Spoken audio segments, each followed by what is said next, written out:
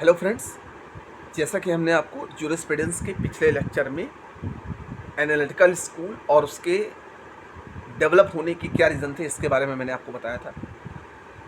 आज हम आपको बताएंगे कि आइंस्टीन जो विधि शास्त्री हैं, इन्होंने विधि शास्त्र का वर्गीकरण कैसे किया।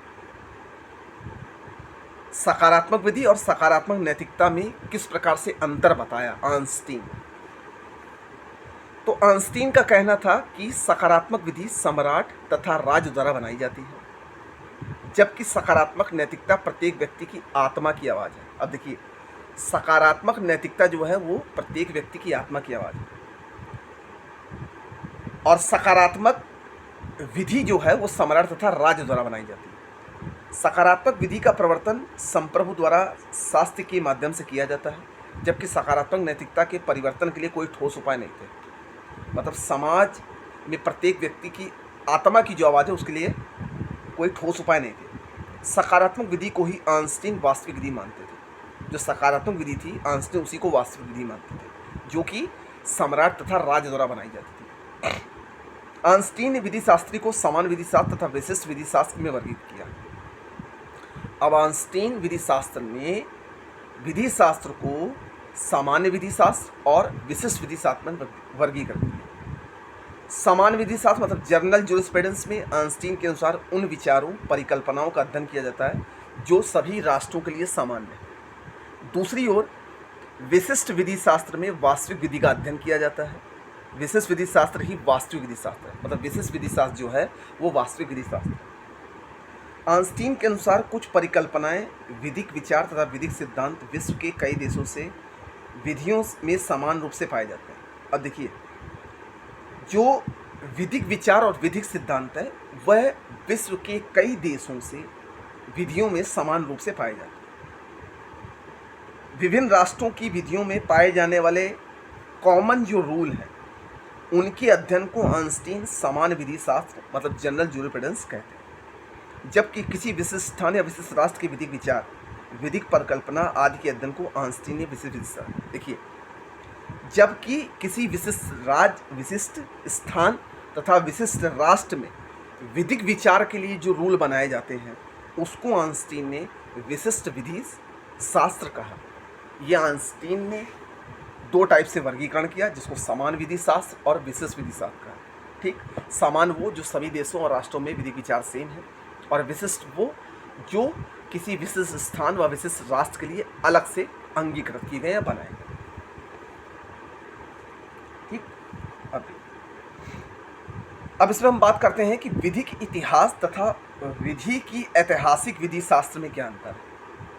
विधिक हिस्ट्री मतलब लीगल हिस्ट्री और हिस्टोरिकल जूरिस्प्रूडेंस में मेन डिफरेंस क्या है। तो लीगल हिस्ट्री और हिस्टोरिकल जूरिस्प्रूडेंस, ये जो दोनों शब्द हैं एक दूसरे के पर्यायवाची नहीं है, इन दोनों को एक मत समझिएगा। लीगल हिस्ट्री अलग है और हिस्टोरिकल जूरिस्प्रूडेंस अलग है। विधिक इतिहास उस ऐतिहासिक प्रक्रिया से परिचय कराती है जिसके अनुसार एक विधिक पद्धति विकसित होकर उसके वर्तमान स्थिति को प्राप्त किया। देखिए, विधिक इतिहास जो है वो ऐसी ऐतिहासिक प्रक्रिया को परिचय देती है जिसके अनुसार विधिक पद्धति विकसित होकर उसके वर्तमान स्थिति को प्राप्त किया। जैसे भारतीय विधिक पद्धति का वर्तमान सन 1600 में अंग्रेजों के आगमन से 1947 तक अंग्रेजों की जाने तक एक विधिक प्रक्रिया के अंतर्गत विकसित हुई। यह विधिक प्रक्रिया भारतीय विधि पद्धति का विधिक इतिहास है। अब देखिए, भारतीय विधिक प्रक्रिया का जो विधिक इतिहास है वो कब से कब तक है।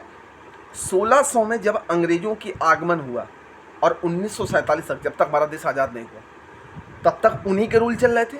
आईपीसी का, सीआरपीसी का, एविडेंस का, वो रूल आज तक चल रहा है, जिन पर थोड़ा बहुत संशोधन हुआ, नहीं लमसम सारे एक साथ जैसे चले आते थे। अब जैसे कहने का मतलब है कि आईपीसी में अगर कोई व्यक्ति उतावलेपन से गाड़ी चलाकर किसी को ठोक देता है, मार देता है, तो उसके लिए 3 साल की सजा है, और अगर कोई मर्डर कर देता है तो उसके लिए 7 साल की सजा है। दोनों स्थिति में मर रहा है, लेकिन दोनों के लिए रूल अलग हो गया, कानून अलग हो गया, सजा अलग हो गई। तो ये भारतीय विधि शास्त्र का विधिक इतिहास हुआ। जबकि ऐतिहासिक विधि शास्त्र में किसी विधिक पद्धति का आधारभूत लीगल कॉन्सेप्ट या आधारभूत विधिक सिद्धांत के विकास का अध्ययन किया जाता है। ऐतिहासिक मतलब हिस्टोरिकल जो जूरिस्प्रूडेंस है, ऐतिहासिक विधि शास्त्र के अंतर्गत यह अध्ययन किया जाता है कि प्रॉपर्टी या संविदा जैसी विधिक परिकल्पनाओं का विकास तथा अनुभव किस प्रकार हुआ है।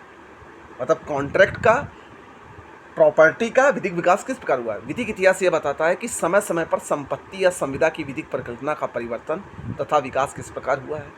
विधिक इतिहास वह सामग्री है जहाँ से ऐतिहासिक विधि शास्त्र अपना निष्कर्ष निकालते हैं, और विधिक इतिहास वह सामग्री है, लीगल हिस्ट्री वह सामग्री है जिससे विधि शास्त्र हिस्टोरिकल जूरिस्प्रूडेंस से उसके कुछ एलिमेंट्स को निकालते हैं। तो ये था हमारा मेन डिफरेंस लीगल हिस्ट्री और हिस्टोरिकल जूरिस्प्रूडेंस। अब देखिए नवीन आर्नस्टीनवादी कौन थे और उन्हें ऐसा क्यों कहा जाता है। आंग्ल विधि शास्त्री आर्नस्टीन की विश्लेषणात्मक विचारधारा को उसके पश्चात उसके मानने वाले ने कुछ संशोधित तथा परामर्शित किया। उन्होंने विधि को अन्य विचारधारा स्कूल के सिद्धांत को आर्नस्टीन की विचारधारा में समाविष्ट करने का प्रयास किया। मतलब अन्य विचारधारा को स्कूल में, स्कूल मतलब एक एनालिटिकल स्कूल और फंक्शनल स्कूल में परिवर्तित किया। इस प्रकार उन्होंने आर्नस्टीन की विचारधारा को पश्चावर्ती परिक्षेप के अन्य विचारधाराओं पर प्रभावित कर संशोधित कर उसके साथ विधिक विधारकों में सामंजस्य स्थापित करने का प्रयास किया। ठीक है, इन्हें नवीन आस्तिकवादी कहा गया। प्रोफेसर रोबसन तथा जेथो ब्राउन इनमें प्रमुख थे। इन्हें नवीन आस्तिकवादी ने विश्लेषणात्मक विचारधारा की अन्य विचारधारा के विधि शास्त्रियों द्वारा की जा रही आलोचनाओं पर ध्यान दिया और आर्नस्टीन की विचारधारा के तदनुरूप संबोधित किया, और जैसे जैसे आलोचना की जाती थी उस पर इन्होंने सुधार किया और उसी हिसाब से काम किया। इसलिए इनको नवीन आर्नस्टीनवादी कहा जाता है। नियो आर्नस्टीनवादी इसलिए इनको कहा जाता है। तो आज के इस वीडियो में हम इतना ही रहने देते हैं। बाकी का हम आपको नेक्स्ट वीडियो में अगले लेक्चर के बारे में डिस्कशन करेंगे। तब तक के लिए धन्यवाद।